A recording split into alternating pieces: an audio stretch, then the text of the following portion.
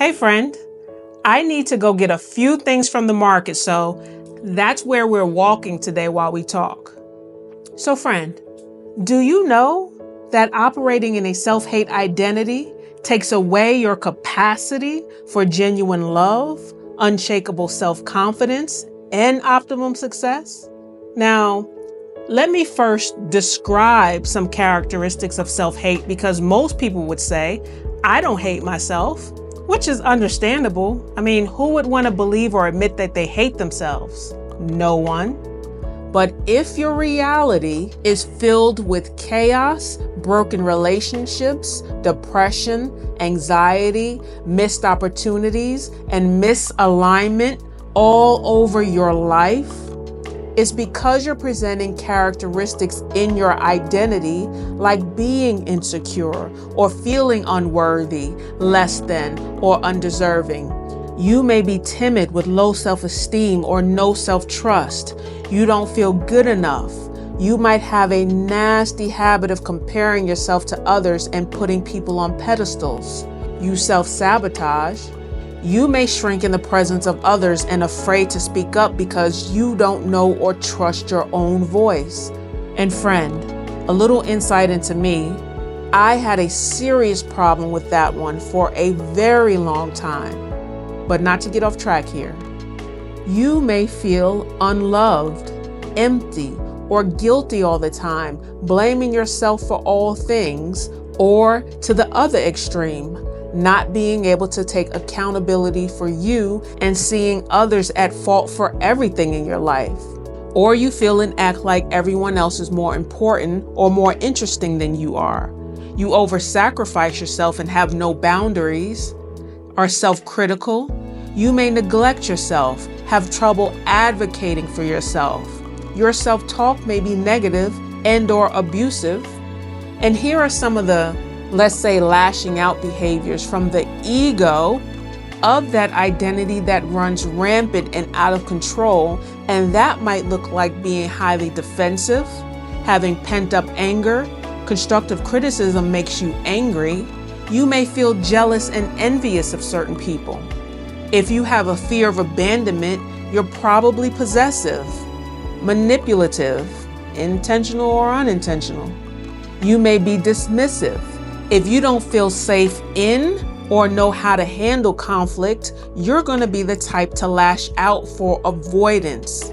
And if you don't feel seen, sometimes that can look like projecting an inflated sense of self-importance or withdrawal. If you're the type with the need to be right all the time, it's to protect your fragile ego and fragile self-esteem. Last but not all, you more than likely have a lack of healthy love, empathy, trust, patience, understanding, and grace for yourself first, and then definitely for others, which is very problematic in relationships. So all these things and anything else that is against you and makes your life way harder than it has to be, these things stem from self-hate. And it's coming from what you believe about who you are. It negatively affects your relationships, finances, your peace, and your ability to thrive in life. At some point in time, in the womb, after the womb, and/or both, something happened to you or didn't happen for you that opened the doors to allow you to buy into beliefs and ideas that are against you.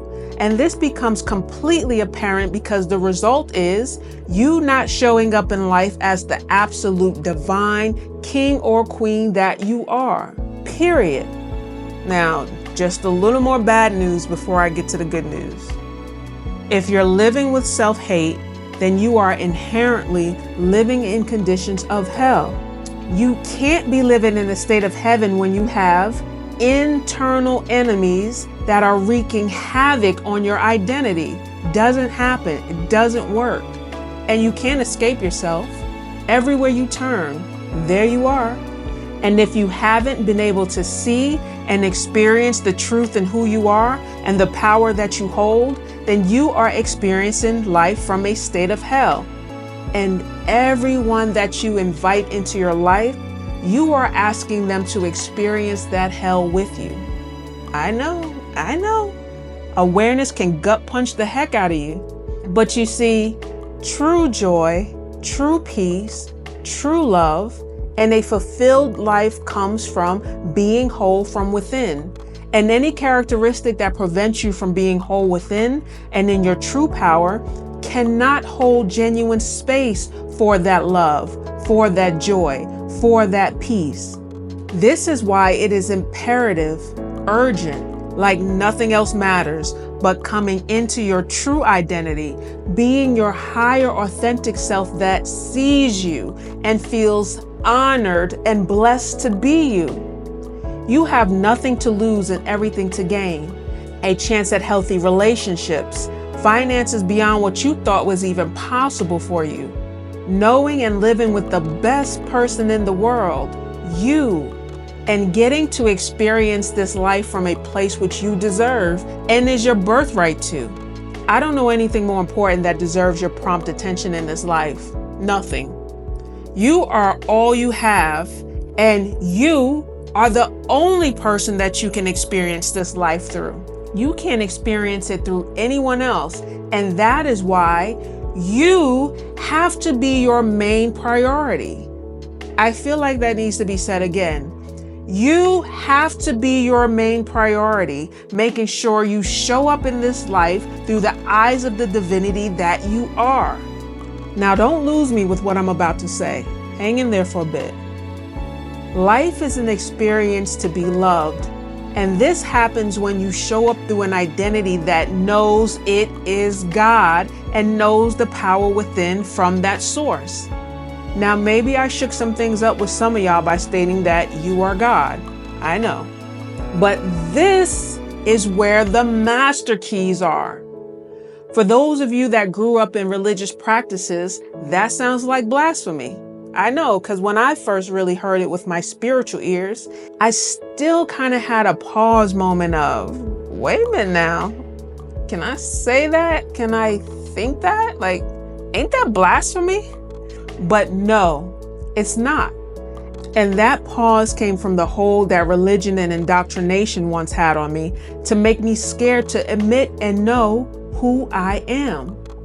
But since I was hearing it with my spiritual ears, not religious ears, I quickly moved past that and understood it to be truth. Now, with that said, we are not the God. We are not the Most High. We are not Source, the All. Whatever you want to call it, we are not that. But we are the physical manifestation of it, and every particle, every cell, every part of your being comes from it. You are it, and it is you in that essence. The Bible and some other religious texts also allude to you being God, but it distorts the truth and waters it down so that you don't know the true power that you possess over the reality that you experience in your life. And there are many ways to conceptualize the God within you. And here's one way. Two things can be the same but completely different. Think of water and ice or steam and ice. They are the same thing, the same compound, but they're different, are they not? They're different because of their rate of vibration or frequency. So think of God as steam and energy, and you being ice, a physical solid form of that energy. Picture a huge body of steam just floating above in the air. Now picture that steam forming a funnel, and it's swirling and funneling down and down and down. And the more the bottom end of that funnel comes down, the more condensed it's becoming until bam, ice. You are the ice at the end of that funnel of steam. And you as the ice are not the steam, but you are the same as it because you come from it. You exist from it. You are the physical solid manifestation of it. And you possess a great deal of power because of the steam, God, that you come from. Now here's the good news. That power is yours to tap into despite anything that has ever happened in your life. When you come to this inner standing and activate the power that you inherently have within because you come from God, when you live your life through this identity, you have no choice but to live from a place above that self-hate identity.